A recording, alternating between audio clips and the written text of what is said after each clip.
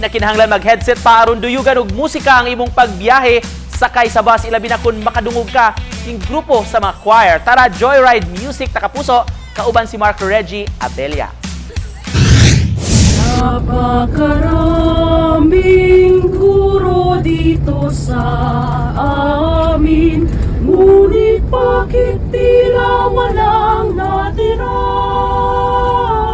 Daw instant aduna kay music playlist kung sila ang imong makadungan sa pagsakay sa bus. Sila ang Central Mindanao University Music Society sa Bukidnon o Coro Serfim nga gikan sa lalawigan sa Bohol.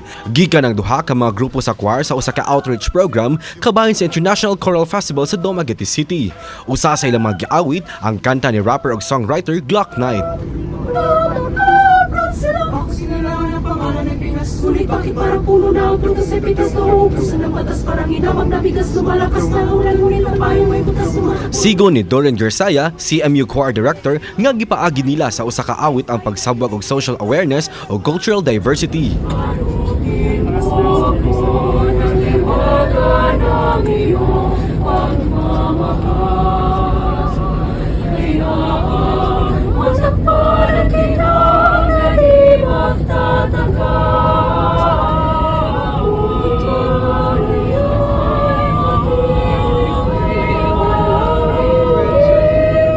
Mikapina sa 3 million views ang TikTok video nga gipost ni Agustin Baas nga padayong gi-heart sa mga netizens. Kauban si Clans Gabutin, Mark Reggie Abelia.